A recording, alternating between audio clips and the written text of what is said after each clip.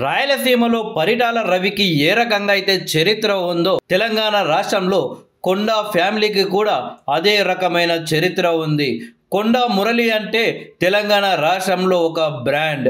మారిన రాజకీయ పరిస్థితుల వల్ల కొండా మురళి కుటుంబం కొంచెం వెనుకపడ్డప్పటికీ తాజాగా ముఖ్యమంత్రి రేవంత్ రెడ్డి గారి అండతో కొండా ఫ్యామిలీ మళ్ళీ రాజకీయాల్లో యాక్టివ్గా మారింది.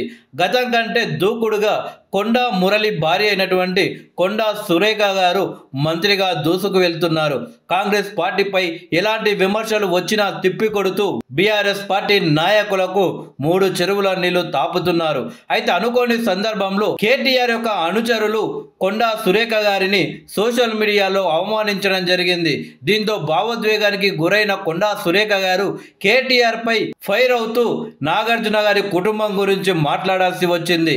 అయితే దాంతో నాగార్జున గారి ఫ్యామిలీ అలాగే సమంత గారు బాధపడడంతో 6 గంటల్లో మేలుకొని తిరిగి సమంత గారికి క్షమాపణలు చెప్పడం జరిగింది. అయితే అసలు గొడవ కేటీఆర్ అలాగే కొండా సురేఖ గారి మధ్య.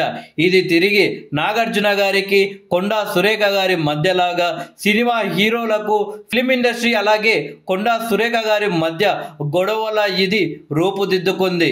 దీని వెనకాలో ఉండి ఎవరు నడిపిస్తున్నారో తెలీదు కానీ సినిమా సెలబ్రిటీలంతా ఎన్నడూ లేని విధంగా ఈరోజు ఒక్కొక్కరు బయటకు వచ్చి కొండా సురేఖపై ఫైర్ కావడం జరిగింది. కేవలం కొండా సురేఖ గారు మాత్రమే సినీ ఇండస్ట్రీలో ఉన్న వాళ్ళని అవమానించలేదు.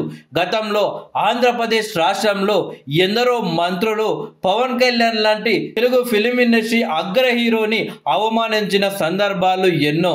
ఆఖరికి పవన్ కళ్యాణ్ తల్లిని కూడా దూషించిన సందర్భాలు ఉన్నాయి. పవన్ కళ్యాణ్ గారి కూతుర్లను చిన్న పాపలను కూడా దూషించిన సందర్భాలు ఉన్నాయి.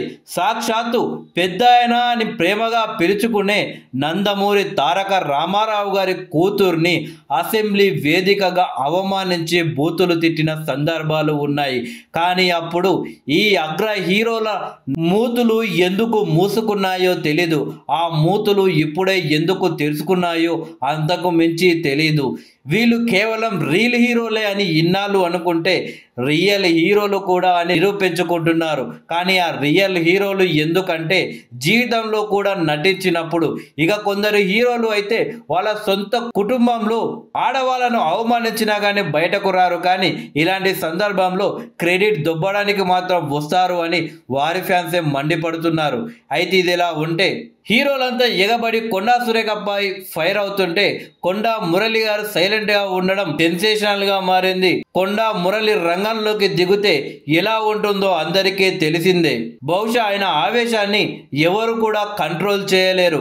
అయితే కొండా సురేఖపై ఇష్టం వచ్చినట్లు సోషల్ మీడియాలో ట్వీట్లు చేస్తున్నా కానీ కొండా మురళి గారు ఎందుకు సైలెంట్ గా ఉన్నారో అర్థమవ్వడం లేదు. ఆయన సైలెంట్ గా ఉన్నారా లేక ఆయన రెచ్చిపోతే బాగుండదు, ఆయనను ఎవరు కంట్రోల్ చేయలేరు అని ముందుగానే ఆయనను సైలెంట్గా ఉంచుతున్నారా అనేది తెలియాల్సి ఉంది.